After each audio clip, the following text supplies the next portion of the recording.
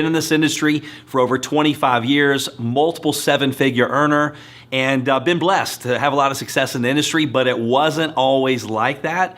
Matter of fact, for 7 years, I struggled. Got to the point I said I'll never do it again. I was actually a member of the NFL, the No Friends Left Club. I ended up bankrupt, government assistance, car repossessed, living in a small town, felt like a failure in life when I couldn't even support my family. But very thankful that I had the right mentors that came into my life that taught me exactly what to do, that have led me to hundreds of recruits in this industry, personal recruits. And today I'm going to share with you 5 tips on what I did when I actually went out and recruited 10 people in just 10 days. So let's start with number 1. Number 1, it's understanding that recruiting is a process. It's not an event. Okay, this is a relationship business. So you're not gonna go out and go, look, I wanna recruit 10 people the next 10 days. You've gotta give it some time, because right now we're getting paid on what we did 90 days ago. 90 days from now, we'll be getting paid on what we do now. You have to fill your funnel and understand it does take some time.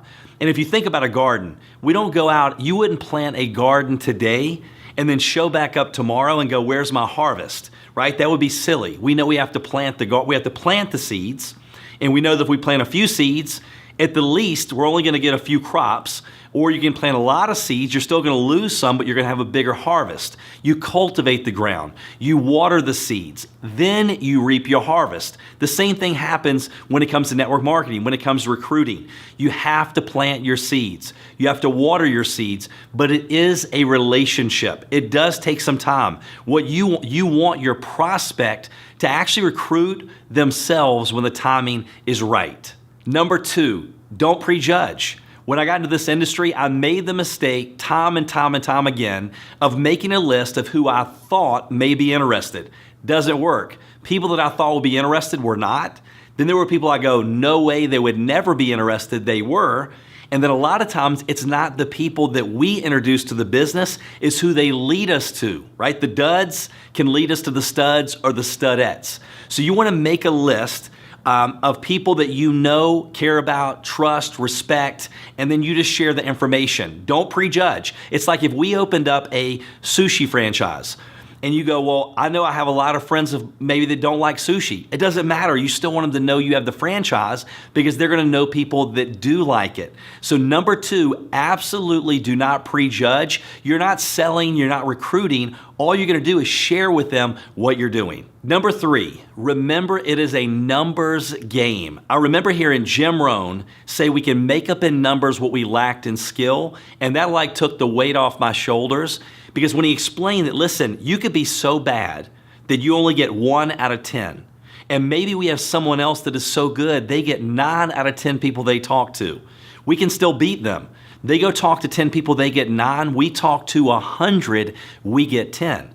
So it is a numbers game. So when I went through that recruiting run and I went out and I go, look, I'm gonna go out and recruit and take my business to the next level. Anytime I do this, I understand it's just numbers. I understand that my goal is to say less to more people. And the way that I do that is I use third-party tools. What is a third-party tool? It's something else that does a presentation for me. Maybe it's a website, a magazine, a DVD, a conference call, a webinar, anything that allows me to be the commercial and just gets them to watch the movie. So let's say when I was going through that recruiting run, or now when I go through a recruiting run, I only get 1 out of 10 people. And your numbers, you'll learn your numbers, and your numbers will get better over a period of time. But let's say I'm only getting 1 out of 10. That means that I need 100 people to review information to get those 10 recruits. So maybe I'm calling 40, 50 people to get 10 commitments. And then once I get back with those people and I go through the process, I'm getting 1 out of 10. So it's very simple. Once you learn your numbers, it's just a matter of how fast you really want to move. But when going through the numbers game, a couple points that I like for you to remember: it is a numbers game. Third party is always better than first party. Okay, you want to take the pressure off of you. Say less to more people. Instead of us begging that one friend that we know needs it for 30 minutes, but they don't want it, why not spend 3 minutes with 10 people and look for the one that is looking, that says, look, thank God you gave this to me. What took you so long? Where have you been? Okay, so you're say less to more people. Amateurs convince, professional sort. So if you're going to go on a recruiting run to go build your business, you don't really have time to convince anyone. So those are some of the key tips when I was going on my run, understanding it is a numbers game. And the more numbers you work, the better you're going to be. You're going to get into a rhythm, and then you're also filling your funnel. So as you continue to fill that funnel, what's going to happen is you're always going to have people that are calling you up going, listen, I want to become a customer, I want to join your business, or they want to do both. But it is a numbers game.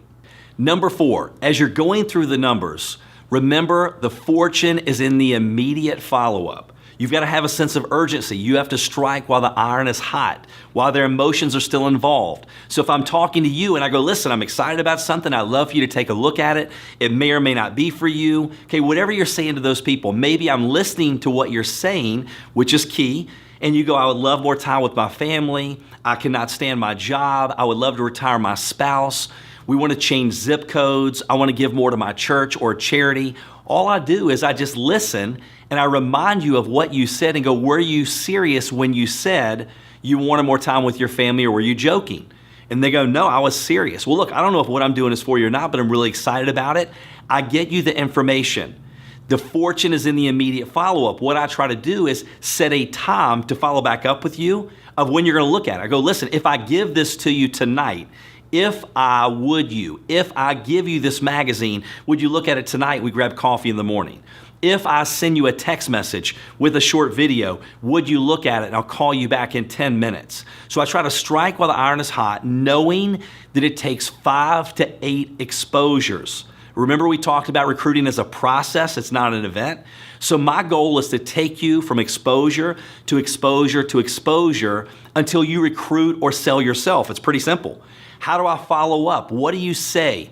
You know, I don't get caught up in all the verbiage. Here's the best thing I've learned to say when I follow up. Hey, did you get a chance to look at it? Great. What caught your attention most? Was the product, business, or a little bit of both? Because either one, we win, right? The product, the business, or both. No matter what they say, I go, that's one of the best parts, because it is. What did you like best about what you saw? I don't say, what do you think? That's like saying, what do you think about the election? What do you think about this? That's just an open-ended road that you don't want to go down. So what did you like best? Product, business, or both? What caught your attention the most? Something very simple, but knowing that I'm going to take them through exposure to exposure, and then when the timing's right, they'll sell or recruit themselves. And no doesn't even mean no. I've had people go, no, I'm not interested. All I ask them is this: hey, listen, do you mind if I keep you posted on how I'm doing? Or do you mind if I update you every now and then on how things are going? Sure. 6 months later, maybe they had a pay raise, they love their job, life is great. 6 months later, they got a pay cut, they have a new manager they can't stand, they want to put their kids in a private school. No doesn't mean no, it means not now. So as you're going through the exposure process, as you're going through the numbers, I never take them off my list unless they make me mad or I don't want to work with them, right? I used to want to try to get people in my business. Now I decide if I want to let people in my business, and I continue to follow up, take them from exposure to exposure until they recruit or sell themselves. Hope that makes sense. The fortune is in the immediate follow-up. And last but not least, tip number 5, work with the willing. One thing, if you're going on a recruiting run, you're ready to take your business to the next level, you're ready to explode out of the mud. That's the great thing about this industry. No matter where you are right now, you could have been in your company for 2 years, 3 years, it doesn't matter. And you go, listen, on this day, I saw this video and something clicked. And let me tell you what happened the next 90 days. But when I was going through that, when I do go through that now, I'm working with the willing. You work with the willing. Some will, some won't, so what? Next, somebody else is waiting. It's easier to run with 1,000 people than drag one dead body, right? It's easier to give birth than raise the dead. Don't look back unless you want to go that way. So you're going through the numbers, you're following up, and then you're locking arms and you're walking with the walkers and you're running with the runners. So those are 5 key tips. Some of you may say, that is so simple. How could he go out there and do those simple things? Because it is simple.